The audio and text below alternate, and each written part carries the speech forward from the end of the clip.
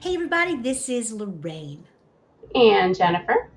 And my guess is you have lots of questions, and your customers have lots of questions. But there's some questions that get asked over and over and over again.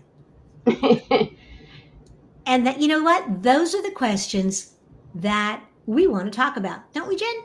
Yeah, so FAQs. I just want to kind of start this conversation because it got brought about and got kind of brought up because of the fact that supposedly, it would help you show more in ChatGPT. And, I think I took a step back and really thought about that. And I started working on it not because it's going to help me with ChatGPT, but because broader scale, it's the right thing to do. Like there are questions that people ask. Oh, am I turning you into a content marketer? For those of you who've been following this show for a long time, you know that from the very, very beginning, my core is content. Jen has solid SEO and she has solid AdWords chops. And it's not that she disrespected my content, but she always really felt like where she needed to start and focus was on ads and SEO. And I respected that. Yeah. But I've always been a content girl. So I love that I'm getting you to the dark side.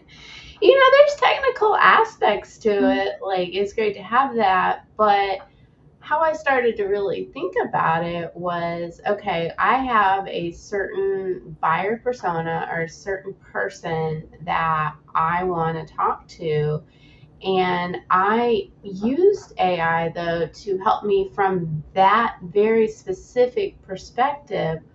What are the questions that they would ask, let's just say, on content Mhm. marketing? And what I got back was very great questions that I was able to answer in my own voice and my own brand, put that on the website, and now I'm actually helping people maybe convert better and understand whether or not I'm a good fit for them or not. You know what? The thing about FAQs is they are the gift that keeps on giving.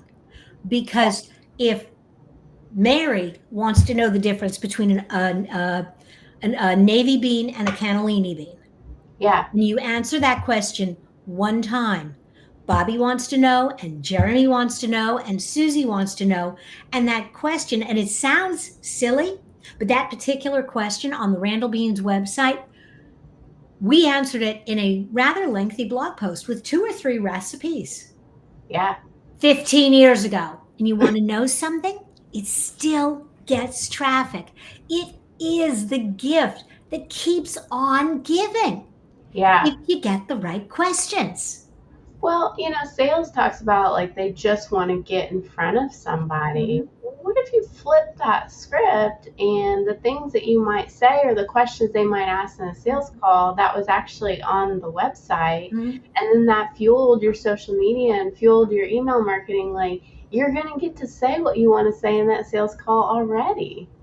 That strategy dovetails with a statistic, and I've seen all sorts of versions of this 60%, 40%, 80% of B2B customers Yeah. have made up their mind before they ever talk to a salesperson. And they do it based on what's on your website.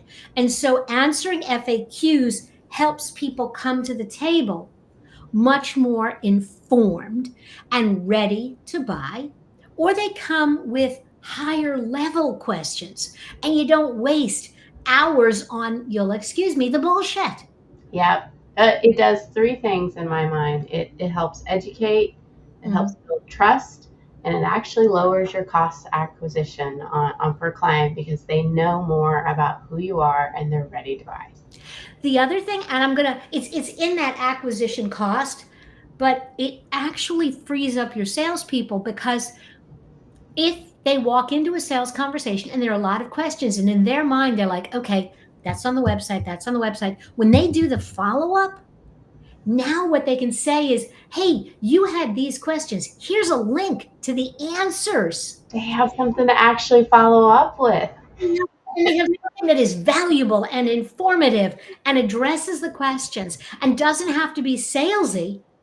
Yeah. Well, Because they it's just built all this trust questions. because they actually have a resource on it. Like, Mm-hmm. there's just so much value. I am testing like different ways to kind of do it, like an accordion versus like block. And, it's only been about a month, but I am actually seeing a couple things like happen, more time being spent on the particular pages. So that's a win. I'm actually seeing more referral traffic in my Google Analytics from ChatGPT, so that's a win. And I'm seeing on those particular pages more impressions in Google, which Mm-hmm. means I'm potentially showing up in AI answers. So there's just like all these wins going on. That's like, okay, well, this is something I should stick with. Mm-hmm. And I think that's the process you kind of have to think about is when a new trend comes out, first of all, does this make sense from a grander scheme of marketing? Absolutely. And the beautiful thing is, if you're trying to figure out what those questions are, ChatGPT is always a great resource. But you Yeah, know what else is a great resource? Your inbox. your clients. Go and take a look at the questions customers have been asking you routinely. If you have a sales team, ask them, Yeah, because ChatGPT is going to give you the generic. Now yeah, let's focus in on your business. Talk to your customer service people, yeah, and yeah, pull those questions from everywhere. And in terms of answering them in your own voice, while this may not work for every business, I take my list of questions outside. I have a recording device that will transcribe, and I yeah, have a little bit of cheese and some wine. yeah, And I ask the question and then I answer it the way I would. yeah, Maybe I have to clean it up a little bit. Maybe I don't have to clean it up at all. yeah, And if you're a little braver, turn on the video camera and record. yeah, You can use that same content in multiple ways. yeah. It's just those questions are constantly coming at you. I think the trick is to make sure that you're storing it somewhere. So Mm-hmm. when you're like building out your content plan, you've always got this like long list of possible things that you can talk about because there should never be a shortage because everybody always has questions and they're constantly changing.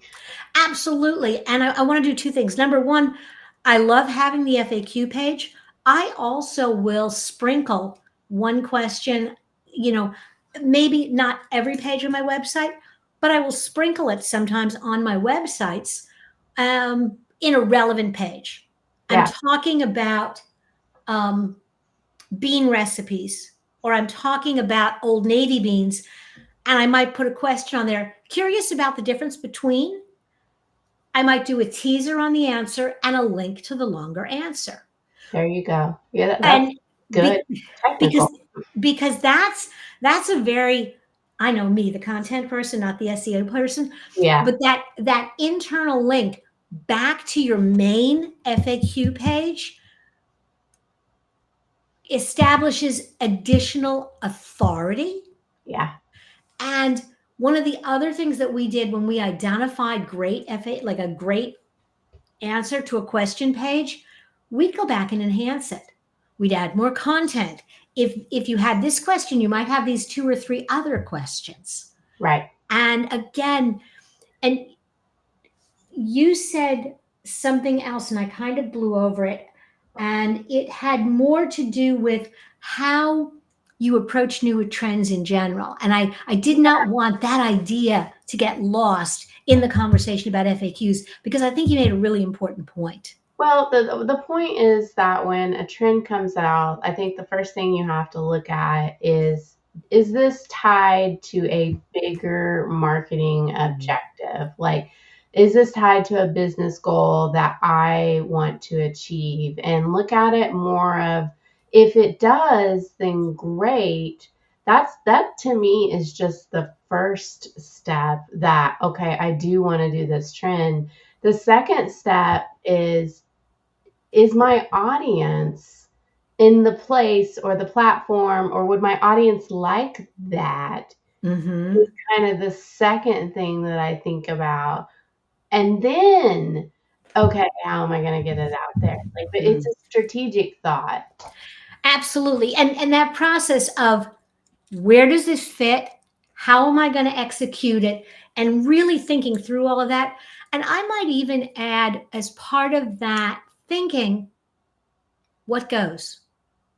Yeah. Because if I'm going to, you know, if I'm going to jump into this trend and it's going to take my time and my resources, and maybe it is the very best thing I can do, Yeah.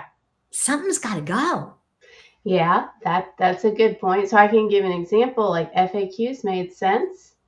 This whole Reddit thing doesn't make sense to me because Mm-hmm. my audience is not on Reddit that I particularly would. I find other marketers? Probably. Mm-hmm. Would I find other business owners or people I want to talk to? No, they're not No, there. um, I am toe in the water with Reddit, and we're going to have a conversation in a few weeks, and I think Yeah. that will be good. I'm finding it challenging because it's distracting me from the platform that is really working for me right now, and That's what I'm you just said. You have to find time for, Mhm. so this trend of FAQs, I think it's good regardless. It's Mhm. just good content. So Yeah. I think, if it helps or doesn't help with, those other things, it doesn't matter. It goes back to simple, concise answers.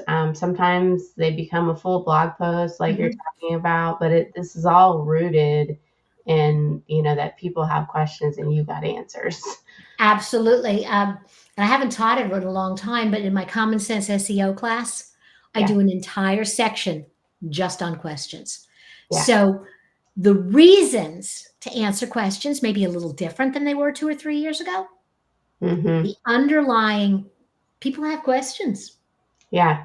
Well, That's I like the discipline here with FAQs of trying to answer it concisely Mhm. because I tend to overcomplicate things. Absolutely. Well, I think we're going to, instead of overcomplicating the conversation, put a pin in it here.